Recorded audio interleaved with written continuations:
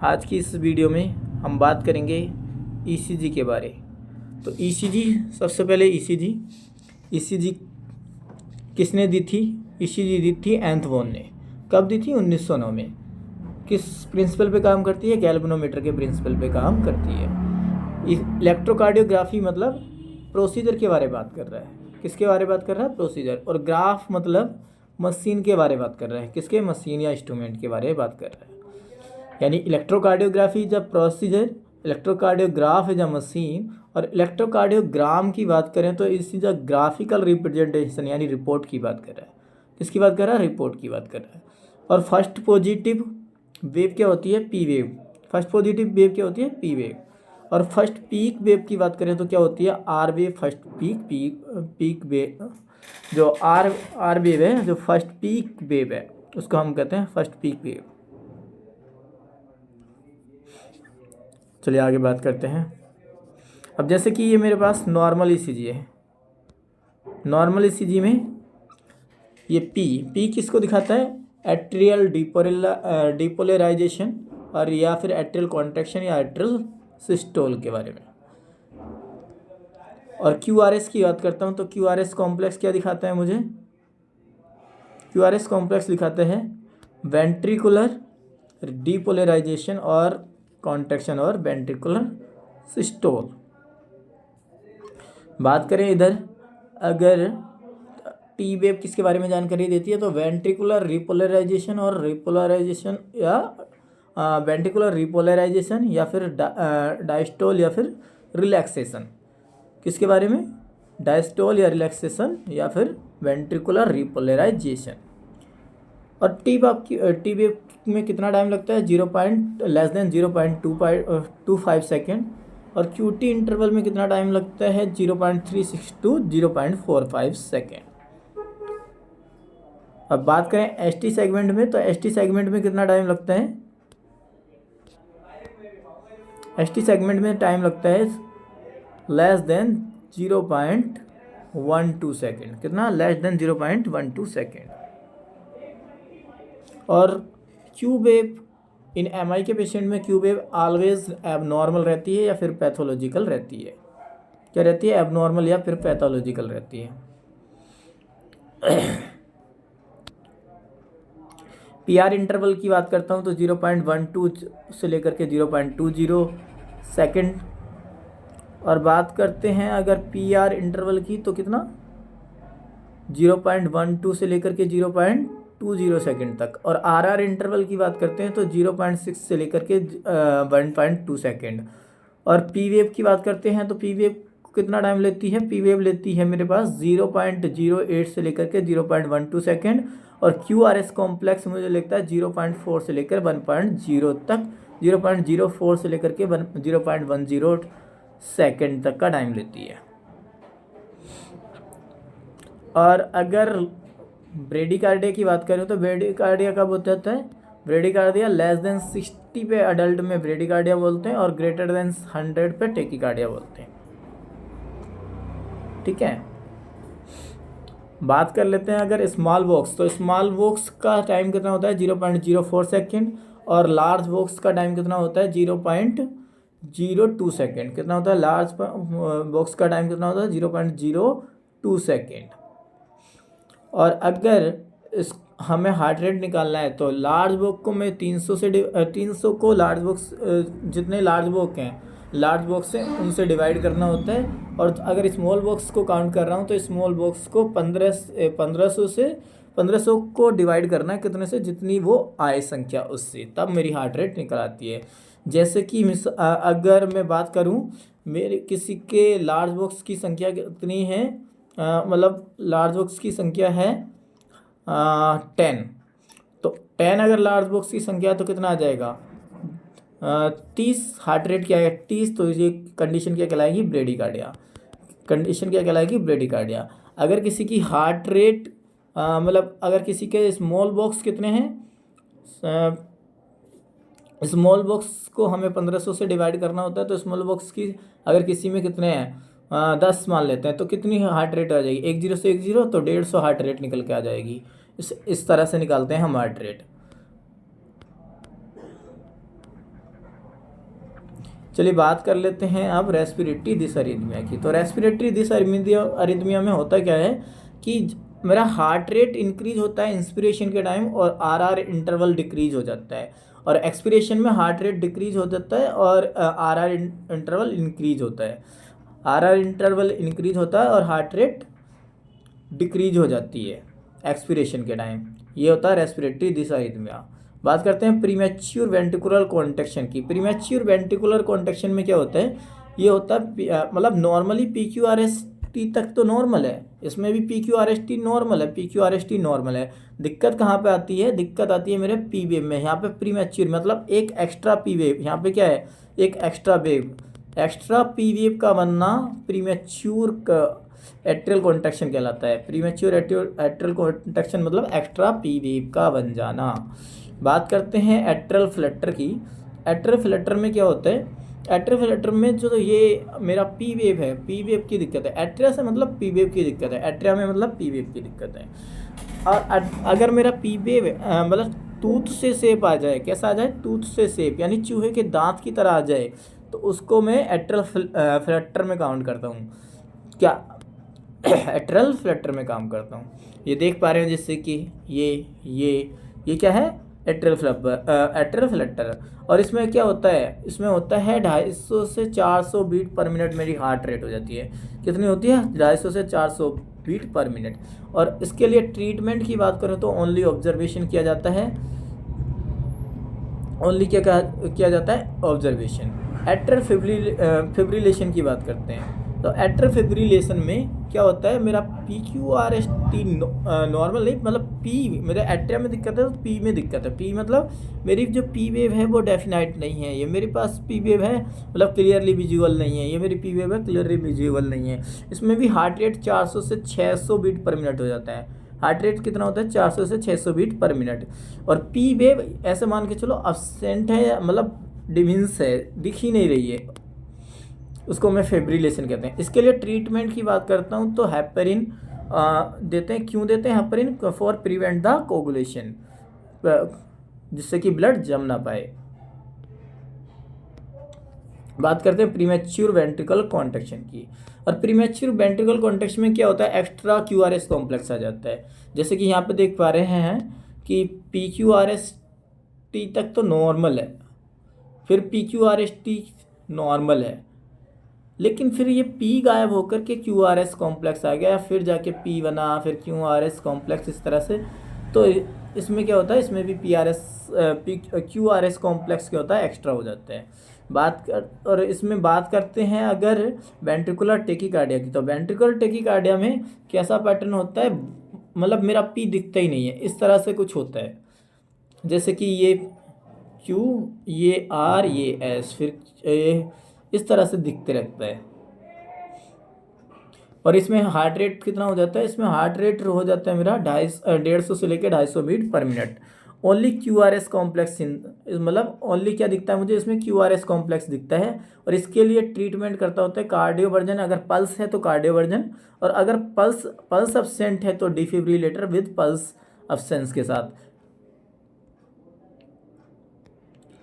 चलिए बात करते हैं वेंट्रिकुलर फिब्रिलेशन की। तो वेंट्रिकुलर फिब्रिलेशन में क्या होता है, मेरी हार्ट रेट हो जाता है 250 से 400 बीट पर मिनट, और ये फिब्रिलेशन में मुझे मतलब पता ही नहीं चलता कि मेरा हार्ट फड़फड़ा रहा है या काम कर रहा है। इस तरह से ऐसे मान के चलो, ये इस तरह से मेरा वेंट्रिकुलर फिब्रिलेशन हुआ। और इसके लिए ट्रीटमेंट की बात करें तो डिफिब्रिलेटर। इसमें भी क्या होता है, अगर हमसे कोई पूछ ले कि शॉकेबल रिदम कौन से हैं, तो BF और BT। BT भी कौन सा, विदाउट पल्स वाला, ठीक है। अब बात कर लेते हैं हार्ट ब्लॉक की। तो हार्ट ब्लॉक जहाँ तक अभी तक लोगों ने पढ़ा होगा, तो इसमें होता क्या है, एक तो होता है मेरा SA ब्लॉक, एक होता है SA ब्लॉक, एक होता है AV ब्लॉक। तो SA ब्लॉक में पी वेव इन्वर्ट हो जाती है और पी वेव एबनॉर्मल होती है। ऐसे वेव में क्या होता है, मेरा पी वेव एबनॉर्मल होती है। क्या होता है, पी वेव एबनॉर्मल होती है। जैसे ये PQRS देख रहे हो, PQRS देख रहे हो, यहाँ पे जो नेक्स्ट मेरा पी वाई आया वो इन्वर्ट हो गया, अंदर की तरफ घुस गया। यहाँ पे भी देखो अंदर की तरफ घुसा हुआ है। PQRS में जो P है वो इनवर्ड है, इसको ऐसे ब्लॉक बोलते हैं, इसको बोलते हैं ऐसे ब्लॉक। अब बात कर लें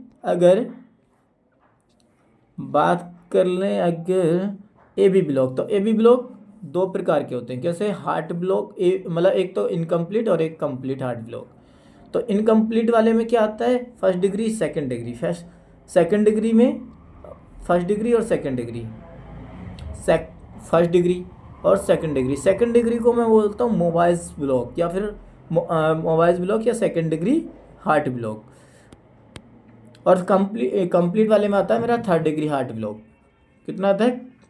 थर्ड डिग्री हार्ट ब्लॉक।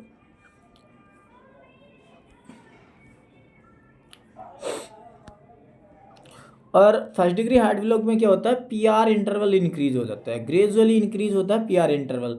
जैसे ये मेरा PQRS, जैसे कि ये मेरा यहाँ पे P है और ये R है, तो इन दोनों के बीच की दूरी इंक्रीज हो जाएगी। जैसे अभी 0.10 है, फिर नेक्स्ट टाइम मेरा 0.120 या फिर 0.116, इस तरह से वो इंक्रीज होता रहता है, यानी ग्रेजुअली इंक्रीज होता है फर्स्ट डिग्री हार्ट ब्लॉक में। और मोबाइल्स सेकंड की बात करो या फिर सेकंड डिग्री हार्ट ब्लॉक की बात करो, तो इसमें होता है दो तरह के मोबाइल। एक तो बोलते हैं मोबाइल्स फर्स्ट को ही बेंच ब्लॉक बोला जाता है, और मोबाइल सेकंड इसको भी बोला जाता है सेकंड डिग्री हार्ट ब्लॉक का। या मोबाइल्स फर्स्ट की बात करते हैं, तो मोबाइल्स फर्स्ट में होता क्या है? इसमें मेरा पीआर इंटरवल तो इंक्रीज होता ही है विद QRS कॉम्प्लेक्स अब्सेंस हो जाएगा।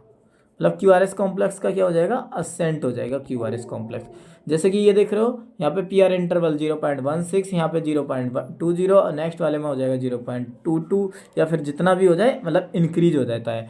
लेकिन यहाँ पे PQRST तक तो नॉर्मल है, PQRST तक तो नॉर्मल है, देख रहे हो ये। और यहाँ पे फिर P आया फिर से, बट QRS कॉम्प्लेक्स मिसिंग हो गया। यहाँ पे फिर PQRST तक तो नॉर्मल है, लेकिन फिर QRS कॉम्प्लेक्स गायब हो गया। इसको कहते हैं मोबाइल्स फर्स्ट ब्लॉक। इसको क्या बोलते हैं? Mobiles first block. Mobile second की बात करते हैं, तो इसमें QRS कॉम्प्लेक्स इंक्रीज जो होता है मिसिंग होता है, यानी नहीं होता है। जैसे कि ये देख रहे हो QRS complex, but PR interval same रहता है, इसमें कोई चेंज नहीं होता। अगर 0.16 है तो 0.16 ही रहेगा, अगर 0.12 है तो 0.12 ही रहेगा। मतलब इसमें कोई चेंज नहीं होता मोबाइल सेकंड के पीआर इंटरवल में, but QRS complex has been absent. बात करते हैं कंप्लीट हार्ट ब्लॉक या थर्ड डिग्री हार्ट ब्लॉक की। तो थर्ड डिग्री हार्ट ब्लॉक में क्या होता है? थर्ड डिग्री हार्ट ब्लॉक में क्या होता है कि यहाँ पे मतलब जो मेरा एट्रिया है और जो मेरा वेंट्रिकल है वो इंडिपेंडेंटली काम करते हैं, अपने आप पे निर्भर हैं, वो एक दूसरे के साथ नहीं चल पाएंगे। वो कहते हैं हम दूसरे के साथ नहीं चल पाएंगे, इसको कहते हैं third degree heart block.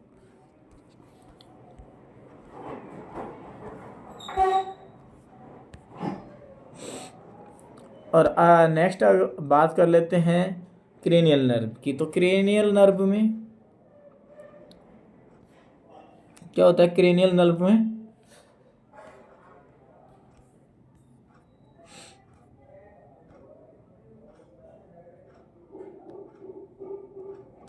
Cranial nerve होती है मेरे पास कितनी? 12 पेयर्स, जिसका नाम, यानी जिसके लिए ट्रिक है या निमोनिक समझ लो, ऊटा फवगवा। इसके लिए ट्रिक क्या है? ऊटा फवगवा। ऊटा फवगवा मतलब सबसे पहले मुझे याद करना होगा ओल्फैक्टरी, सबसे पहले मुझे याद करना होता है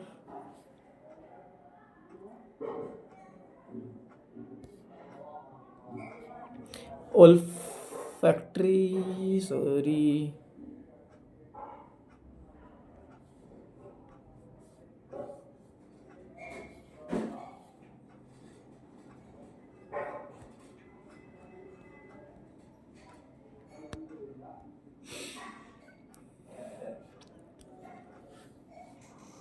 हाँ, तो इसमें ये है क्रेनियल नर्व। तो क्रेनियल नर्व में सबसे पहले मुझे क्या करना होता है? एक निमोनिक को याद करना, ऊटा फवगवा। ऊटा फवगवा में होता क्या है कि ऑल, जैसे 3 ओ होंगे, 2 टी होंगे, फिर ए होगा, फिर FVAGBAH।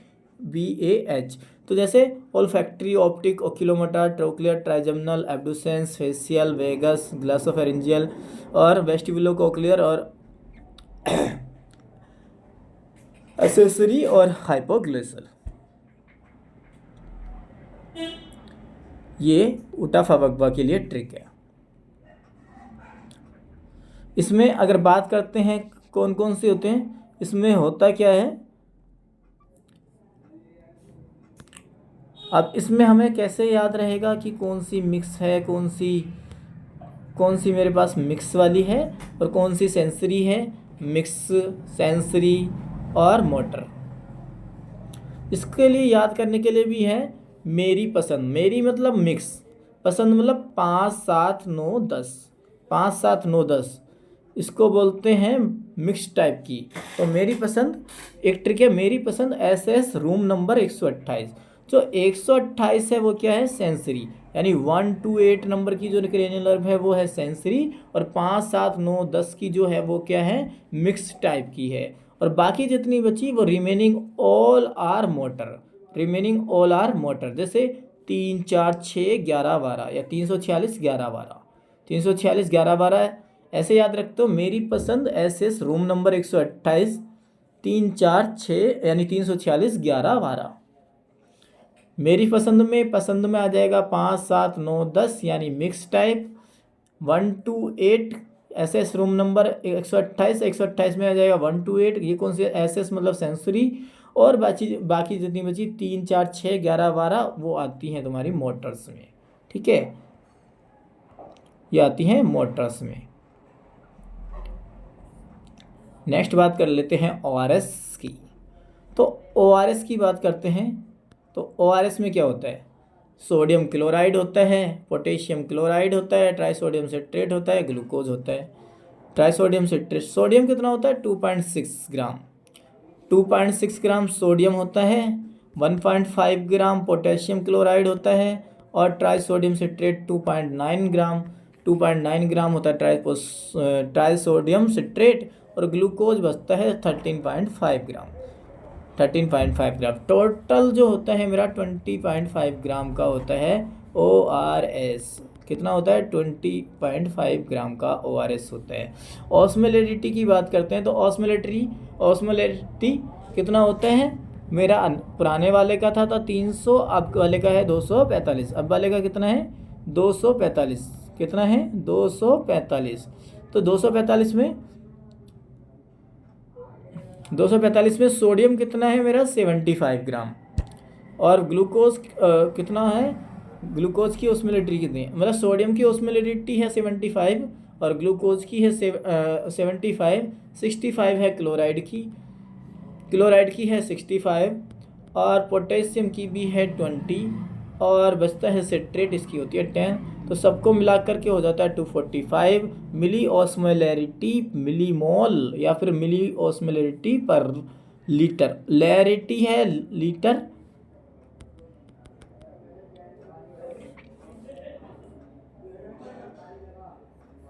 और यहाँ पे एक मैंने लिख रखा है कि इंफीरियर बोल एमआई में V1 V2 and ABF abnormal होती है, V1 V2 और ABF एबनॉर्मल होती हैं।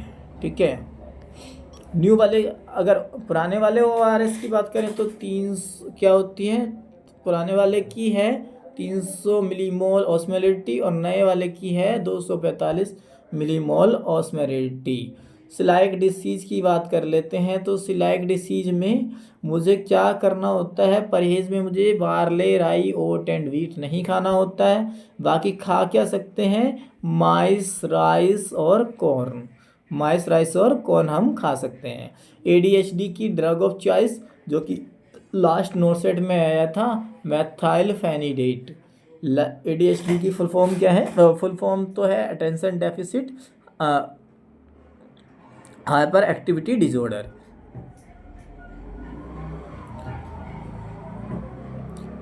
बात करते हैं MRSA, तो MRSA का फुल फॉर्म होता है मेथिसिलिन रेजिस्टेंस स्ट्रेप्टोकोकस ऑरियस। तो इसमें क्या प्रिकॉशन करना होता है, ग्लव्स पहनना होता है, गाउन और मास्क पहनना होता है, हमें ग्लव्स गाउन मास्क पहनना होता है। बात करते हैं हाइपोकैलेमिया। हाइपोकैलेमिया में सिम्टम देखने को क्या मिलते हैं, हाइपोकैलेमिया में होता है एब्डोमिनल डिस्टेंशन। क्या हो जाता है, एब्डोमिनल डिस्टेंशन हो जाता है हाइपोकैलेमिया में। ठीक है, अबगार स्कोर वर्जीनिया अबगार ने दिया 1958 में दिया। किसने दिया, वर्जीनिया अबगार ने 1958 में दिया, वर्जीनिया अबगार में। और मिनिमम होता है 0 और मैक्सिमम होता है 10। माइल्ड होता है 8 to 10 और मॉडरेट होता है 4 to 7 और सीवियर होता है 0 to 3। कब कब चेक करते हैं, 1 मिनट पे जन्म के और 5 मिनट पे जन्म के। अबगार स्कोर में अबगार की फुल फॉर्म है अबगार अपेरेंस पल्स एक्टिविटी और रेस्पिरेशन एफर्ट। अगर तुम्हारा ये इसका अबगार का स्कोर अगर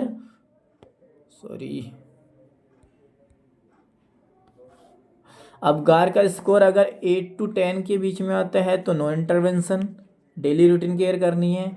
और 4 to 7 के बीच में आता है तो उसके लिए मुझे क्या करना है, उसमें करना होता है स्टिमुलेट करो, O2 दो या सक्शन करो। पेशेंट के लिए O2 दो, स्टिमुलेट करो और सक्शन दो। अगर 0 to 3 आया है तो उसके लिए न्यूनेटल रिसक्सिटेशन करना होता है मुझे। उसके लिए क्या करना होता है, न्यूनेटल रिसक्सिटेशन करना होता है।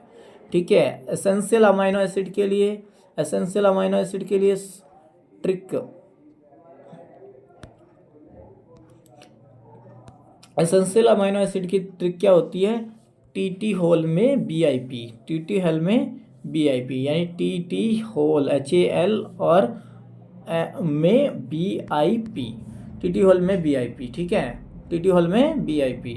कुछ होते हैं एसेंशियल, कुछ होते हैं सेमी एसेंशियल और कुछ होते हैं मेरे पास नॉन एसेंशियल। नॉन एसेंशियल्स को तो लेने की ज़रूरत नहीं होती क्योंकि वो हमारे डेली रूटीन जो बॉडी से जो हम डाइट लेते हैं उससे पूरे हो जाते हैं। एसेंशियल की क्या है, एसेंशियल के लिए मुझे ट्रिप्टोफैन,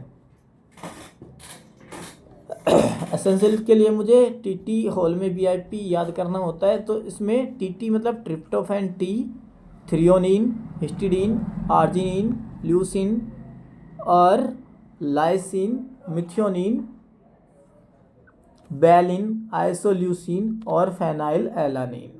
इसके लिए फेनाइल एलानिन। एक बार दोबारा से, T for tryptophan, T for threonine, H for histidine, A for arginine, L for lysine, L for leucine और M for methionine, V for valine, I for isoleucine और P फॉर फेनिल एलानिन।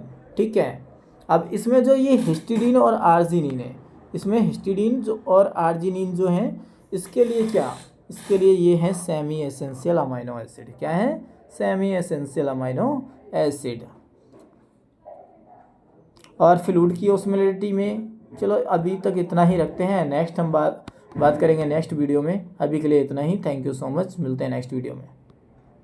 अगर अभी तक आपने मेरे channel को subscribe नहीं किया है तो आप मेरे चैनल को सब्सक्राइब करें और इसी तरह की इन्फॉर्मेटिव वीडियो पाने के लिए बेल आइकन को दबाना